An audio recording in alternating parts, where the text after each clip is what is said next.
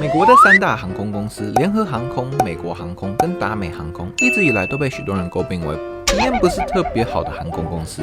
他们完美诠释了什么叫当市场被垄断时，牺牲的永远是顾客的这句话。我想，如果你飞过北美境内航班，你大概就会知道我在说什么了。但如果要从这几颗烂苹果里挑一个，我想很多人应该还是会挑达美吧。至少我对达美的印象就是3家里最好的那一个。所以，我们今天就来大家看这家被很多人誉为美国第一的航空公司吧。我们废话不多说，3、2、1，起飞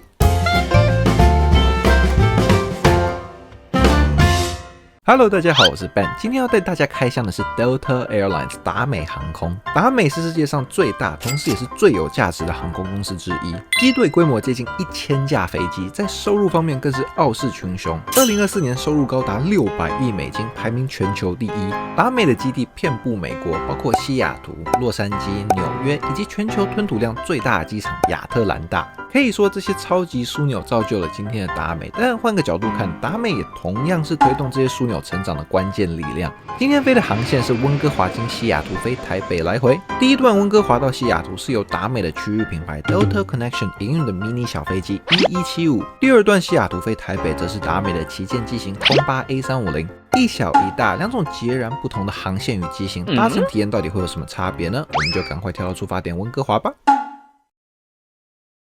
温哥华机场有2个航厦，国际跟国内。国际航厦呢会再切成飞美国跟飞其他国家，主要原因还是因为加拿大飞美国是可以走 pre-clearance 的，也就是说你在温哥华机场就会提前过美国海关，到美国你就可以直接拿行李跑路喽。这次我要去美国转机，所以走这边，趁机来介绍一下飞美国这边的航厦吧。达美在温哥华机场分2个报到通道 ，Sky Priority 跟我今天搭的 Pleasantry。柜台这边报到完后，需要自行去后面把行李丢去托运，然后托运完就可以直接过美国海关了。美国航厦这边其实也没什么特别的，对我来说区别就只是这里有2家 Timmy's， 飞其他国家的国际航厦那边可是连1间都没有真是太让人难过了。肚子有点饿，所以就叫了一个 Steep Tea 加 Farmer's Wrap。Steep Tea 加奶其实就是奶茶，是我之前不睡觉认真读书时的好伙伴，再加上叠满汉堡排、薯饼、蛋跟 cheese 的热量炸弹 Farmer's Wrap， 直接梦回小时候去麦麦吃的珍宝套餐。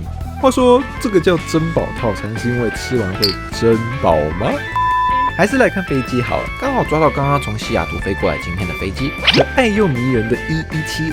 这架1175是由达美的区域品牌 Delta Connections 负责营运，其主要任务是负责将乘客带到达美的枢纽，让他们如果有需要的话，可以再转到其他的目的地。这也是为什么 Delta Connections 只营运像 CRJ700、CRJ900 跟 Embraer 175这种小飞机。但你别小看它哦，1175 Delta Connection 可是有144架，已经比很多航空公司所拥有的全部飞机还要多了，平均机龄11岁多。而我们今天搭乘的 DL3630N262SY 才7岁，算是其中的弟弟。我们赶快来看看里面长什么样吧。最前面是12系的 Domestic First， followed by 20系的 Delta Comfort Plus 跟38系的 Main Cabin， 分别都是12、22跟22的座椅布局。进来的第一印象就是 Overhead Compartment 被撞得太烂了吧，感觉大家都很暴力的塞行李呢。那我今天坐的位置是13A， 就快速给各位看一下椅子吧。材质是全皮，而且还有可以调整的头枕，它的宽度数1数2的大 ，Legroom 也有1个半拳头。而且就算都是飞这种短短的航线，椅子下面依旧提供了充电头，每2个椅子分1个。椅背的话就是一个特别大，但基本上用不太到的下放式餐桌，跟下面一个里面偷偷藏了一个小口袋的大口袋，里面放了呕吐袋跟安全须知。然后就是飞机窗是手拉的，上面 Personal Air Vent 跟 Reading Light 也都有。最后因为航线太短，所以这趟是没有网路的。以上简单粗暴，老实说我觉得已经很棒了。要知道这趟飞行从起飞到降落只有30分钟，我平时可能便秘蹲个厕所都不止这个时间了。光是这个椅子的大小跟有可以充电的功能，我觉得就值得一个肯定。这里先给 Delta 一个掌声。随后飞机就开始 push back 了，只不过开到一半突然找了个位置停了下来。机长说是 ATC delay， 西雅图那边的天空好像有点塞机，所以就稍微等了一下，刚好给了我一个可以开箱厕所的机会。飞机很小，厕所也理所当然的非常小，我175的身高就已经差不多极限了，所以这架才叫1175吗？但即使那么小 ，amenities 提供的却比我想象中要丰富，有马桶垫、air vent、cold tuck， 可以调整水温的水龙头，还有可以擦屁股跟擦手的卫生纸。让我吓一跳的是 ，hand cream 跟 hand soap 居然都是联名品牌 Grown Alchemist， 没听过但很酷。考虑到这架飞机都只飞这种短程航班，我觉得这样的厕所已经足够优秀了，大家觉得呢？之后大概在陆地上等了50分钟，飞机终于可以飞了。我们先来看个起飞片段吧。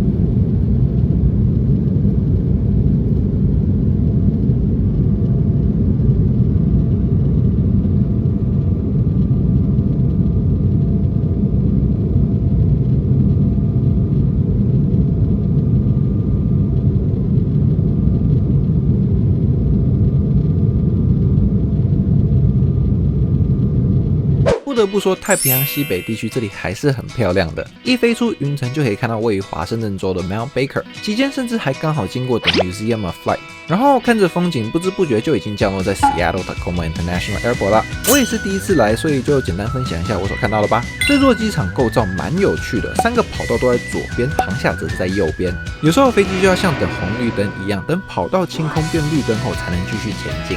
这座机场也是达美跟阿拉斯加的大本营，这2家的飞机随处可见。你还可以在这座机场找到香港机场的影子，比如说这个 C Underground 的捷运系统，总共3条线，让你可以相对轻松的移动到你需要去的登机口，而且还有一个跟香港机场一样的空桥，不过这只开放给下飞机的旅客使用，所以回程的时候再给大家看。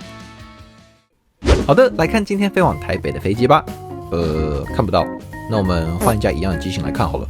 这一段搭乘的是达美航空 DL69A350-900，是达美长途航线的主力。达美一共有38架，平均机龄大概5岁左右。今天这架 M513DC 也差不多岁数，是个6岁的年轻机。而当我在登机口等的时候，看到2位很悠哉的 Delta Pilot 在那边聊天，这里就请你鼓起勇气直接走过去，他们就会像游戏里的 NPC， 好像已经知道你会来一样，给你这一张 Trading Card。没错，这也是他们在那边的使命，给你可以收藏的物件。这是达美航空非常特别的一点，所以推荐大家如果有看到达美的飞行员的话，都可以上去问问看。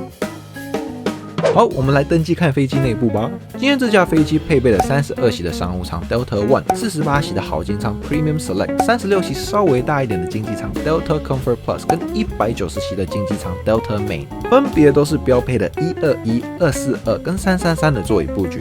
今天我的座位是 43J， feature 的是非常受欢迎的 Recaro CL3710的座椅。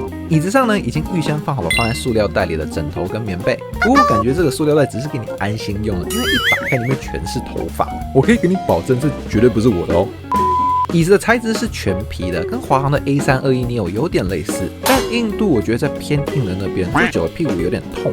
但仔细想想，市场上应该也没几张椅子是坐完14个小时后屁股还可以完好无损的吧？头枕呢可以上下左右 ，legroom 就1个拳头而已。以长途飞机来说小窄，但也不是不能接受。椅子下面有充电，有万能插座跟 USB-A， 每3个椅子分2个，摆放的位置也在椅子的前面，是我认为比较方便的位置。再来看椅背，最下面是一个皮质的大口袋，里面放了呕吐袋跟安全须知，上面是一个折叠式餐桌，再紧接着是一个 literature pocket， 而到最上面就是娱乐系统啦。娱乐系统本身我觉得蛮不错的，硬体方面可以调整的同时，下面还有个耳机跟 USB 插孔，灵敏度很 OK， 软体很现代简约，电影选择也非常丰富，可以找到 Mission Impossible 全系列，所以我全程10个多小时也没有觉得无聊，甚至看得蛮爽的。除此之外，当然也有电视剧、音乐、游戏等等选择。小朋友也有他们专属的页面，飞行地图也都是 state of the art。整体是个蛮全面的系统吧。当然，你要我挑进步空间也可以，比如说不能连自己的蓝牙耳机，跟看不到今天这班的菜单。但我觉得这些要求就有点高了，毕竟通常只有很新的飞机才有这些功能，我们不能那么苛刻。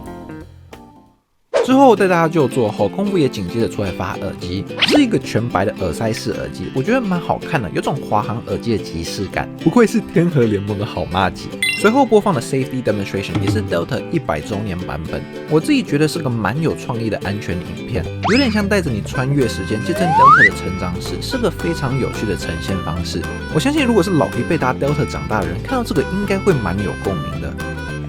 然后飞机就开始 push back 了。当我以为这次终于没有 delay 的时候，我还没意识到自己还是太年轻了。这次 taxi 到一半，不是找个位置停，而是直接掉头回登机口，说要处理一些 paperwork， 顺便加一点燃油。paperwork 是什么意思啊？有大师可以解答一下吗？难道是机长忘记带护照吗？好，没关系，安全第一，好不好？我自己是也没有要赶时间啦，最后 delay 了大概2个小时左右，硬是把12小时的航程拉到了14小时。我没有要抱怨，但我的屁股就有点不太开心了。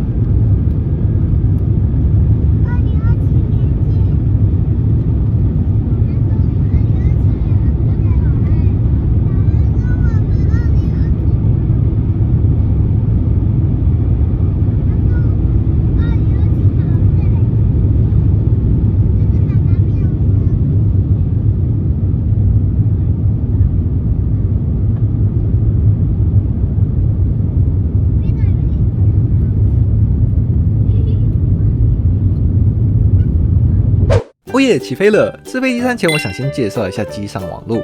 达美是有提供机上网路的，而且 messaging 是免费的哦，很不错。可惜的是 coverage 并不是全球的，只有覆盖北美、南美、欧洲跟西非，亚洲直接被排挤耶。所以我最后只用到了2个小时左右的网路就断了。希望随着 Delta 逐渐扩张进入亚洲市场 ，coverage 也可以延伸到那边吧。messaging 之外，你还可以使用 Delta 的机上娱乐系统，可以看剧、玩游戏，还可以查今天航班的菜单。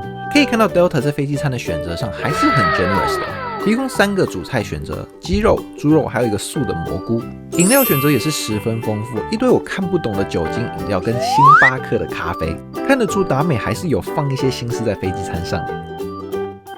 那我们就刚好带到飞机餐吧。先说我叫的饮料 ，Delta 的经济舱是有气泡酒可以喝的哦，不过是这种罐装的 Gin Italian Sparkling， 算是我在经济舱喝过比较特别的饮料之一，偏甜，适合我这种不太喝酒类型，所以我蛮喜欢的，推荐给大家。再来就是主餐，我选的是 Sweet and Sour Pork， 对 Chipotle Chicken 感兴趣的就看隔壁的吧。我打开主食后发现，我跟 Delta 对于 Sweet and Sour Pork 的定义好像不太一样。我以为是咕噜肉，但 Delta 好像认为这是有点像控肉的东西。不过撇除对菜名的定义，我得说这个真的超级好吃，肉有烂也有入味，真的下饭到不行。Seattle 的 catering 有那么强吗？我真的被吓到。但这个前菜沙拉我是真的有点打咩，番茄加 pickle 的组合也太邪恶了吧！虽然说我觉得以沙拉来说是用心的，但是完全戳中我的雷点。除此之外呢，还有再怎么样都不会雷的面包配奶油跟甜点 Lemon Blondie。面包配奶油就不用我多说了，但这个 Lemon Blondie 我觉得也值得称赞一下，有点像在吃柠檬口味的凤梨酥，吃起来不会死甜，柠檬味也让这成为一个清爽的点心。整体来说，我认为这是个非常 solid 的 meal service， 有一些小小的进步空间，比如说可以提供铁质的餐具啦，多给个湿纸巾啦，然后把番茄从所有菜单上移出，但这些都不是特别严重的问题，食物好吃能吃饱就好。OK， 吃完飞机餐后，我们来活动一下，看看厕所吧。厕所老实说真的是偏基本，有一大面镜子，一个 Kotak 马桶垫 ，Air Vent 服务铃，各式各样的卫生纸，可以调整水温的水龙头，还有一瓶感觉可以在 Walmart 买到的肥皂。就这样。我会觉得以长途飞行来说，确实是有一点 underwhelming。但如果你只是想上个厕所，好像该有的也都有了，所以我也不知道我该说什么，只能说 Delta 没有想在厕所给你留下非常深刻的印象吧。还是来看看 Galley 有什么零食好了。后面这里有提供水啊，跟各种零食饼干，看起来都还是蛮 premium 的选择。我会说比较值得一提的是这个 Lotus Biscuits， 是 Delta 的招牌饼干，包装跟饼干本身都可以看出 Delta 的影子，所以我觉得这点还是蛮用心的。那如果你对这些零食不感兴趣也没关系 ，Delta 长途飞行是会提供 mid-flight snack 的哦。这次吃的是意式 calzone， 口味是 egg and cheese， 吃起来有点像你在超市冷冻区里会找到那种 frozen food， 不好吃也不难吃，起码热腾腾的很暖胃。边边的豆有点厚，但我本来就是会把披萨跟吐司边边都嗑掉的奇怪人类，搭配一杯蔓越莓汁是个会让人开心的组合。我之后又跟空服要了一杯冰可乐，空服也是很大方的直接给了一罐。我就这样边喝可乐边看 Tom Cruise 的电影 On an Airplane at Cruising Altitude， 直到太阳慢慢下山。往窗户外看，日本的土地也逐渐现身，能从飞机上看到东京跟羽田机场、乌漆嘛黑的富士山、名古屋跟中部国际机场，还有大阪跟关西国际机场。怎么办？已经就想去玩了，抓狂！但现在还是先好好赚钱好了。好，早餐，怎么说呢？我能理解降落前的那一餐会比较简陋一点，但这餐的主食居然跟点心几乎一模一样。不是说这个不好吃，但我觉得可以稍微再用心一点啦。而且这次也弄得太焦了吧，都把焦点给吸走了。所幸的是，感觉 Delta 只是把心思拿去做沙拉了，因为这大概是我吃过最好吃的飞机餐沙拉。一整球的 mozzarella cheese 搭配 arugula， 还有一些沙拉的配料，真的很好吃，不是那种很敷衍几片叶子上面加个沙拉酱的那种沙拉。早餐的最后还有一碗水果，也是出乎意料的甜，就连最容易雷的凤梨也不会酸，所以非常的优秀。这次还是有让我对美国的 catering 有点改观的。没过多久后，飞机就降落在台湾桃园国际机场啦。下飞机前又跟机场要了一张 trading card， 这次拿到的是 A321 neo。我其实比较想要 A350 的，但无所谓啦，我相信还有下次的。到台北后，我的亚洲之旅也就此展开。这趟我总共搭了12班飞机，去了8个城市，搭了6家不同的航空公司。接下来也会陆陆续续把这些开箱影片都剪出来，所以如果有你想看的，还请不要忘记订阅哦。好，自我推销结束，我们跳到回程吧。台湾好好玩，怎么就已经要回去了？好难过。这次的回程就是原路返回，从台北经西雅图回温哥华。先来报到托运行李吧。Delta 在桃园机场使用的是2航，报到柜台一共有4条报到通道。经济舱的 Regular Check-in、Backdrop 的 Check-in、天河优享跟 Delta One， 也就是他们的商务舱。这里建议大家尽力要提前做线上报到，因为人真的超级爆干多，这样你就可以直接去排几乎没什么人的 Backdrop 了。领完登机牌，过完安检海关后，我想用这次机会顺便来开箱一下桃园机场的 Oriental Club Lounge 东方御椅贵宾室。这个贵宾室我真心觉得不错，是我觉得可以用信用卡进来数1数2好的贵宾室。整体空间很大很舒服，座位也很多，即使进来的人也非常多，但我完全不会觉得拥挤。这里也有淋浴的设施，可惜我当时时间不够，所以就留到下次再来开箱吧。